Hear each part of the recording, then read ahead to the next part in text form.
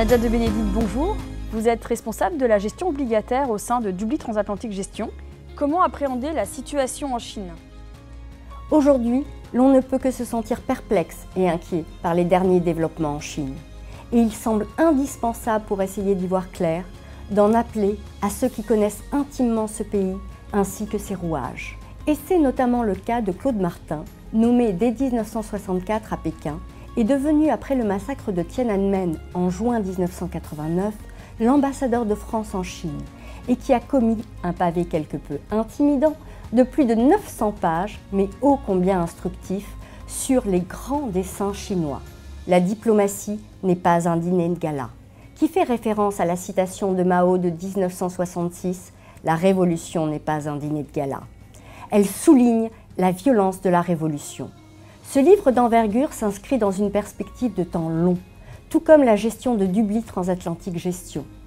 L'auteur y déroule sa Chine de 1964 à 1993, du début de la révolution culturelle à l'ouverture à l'Occident, et explicite les mécanismes politiques en place au travers des événements historiques qui s'y sont déroulés.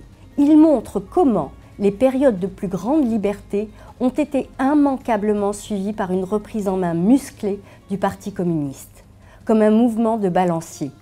Ce fut le cas en 1966, lorsque les ouvrages des écrivains chinois ont disparu des librairies et ont été remplacés par le petit livre rouge de Mao, et en 1989, au moment de Tiananmen, lorsque l'armée a durement réprimé le mouvement démocratique.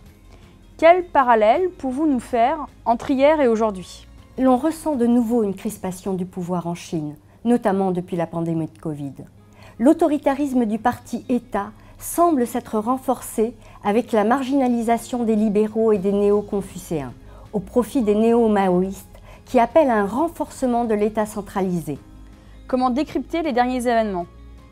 Que ce soit l'arrêt brutal de l'introduction en bourse de la fintech ANT, filiale du géant Alibaba, ou encore la disparition pendant près de 6 semaines de son fondateur Jack Ma. Tout au long de l'année 2021, qui marque le centenaire de la naissance du Parti communiste chinois, PCC, Xi Jinping n'a cessé de renforcer l'emprise du pouvoir sur le monde des affaires. Offensive contre l'industrie du divertissement, accusée de propager le culte de l'argent et une vision occidentale du monde. Tour à tour, la finance en ligne, les pratiques monopolistiques de la vente en ligne, la protection des données des utilisateurs, l'exploitation des livreurs et des chauffeurs et l'éducation privée ont été visés. Cet été, le secteur du soutien scolaire, qui pèse des centaines de milliards d'euros, a été pratiquement anéanti quand les autorités ont contraint les compagnies du secteur à devenir des entités à but non lucratif. Dernier secteur visé, l'immobilier, même si cela doit passer par quelques faillites. Ainsi, celui que d'aucuns surnomment le nouveau Mao multiplie les signes de reprise en main de pans entiers de l'économie et tente également d'affirmer sa puissance sur le plan international. Évocation d'une prochaine réunification entre son pays et Taïwan et multiplication des démonstrations de force en mer de Chine. Quelles en sont les conséquences? Un peu tôt pour le dire. Pour le moment, sur le plan géopolitique, alliance ANKUS entre les États-Unis, le Royaume-Uni et l'Australie pour contrer notamment les velléités de la Chine en mer de Chine. Sur les marchés financiers, plus grande défiance des investisseurs étrangers depuis Evergrande, des indices boursiers négatifs en 2021 en baisse depuis le début de l'année.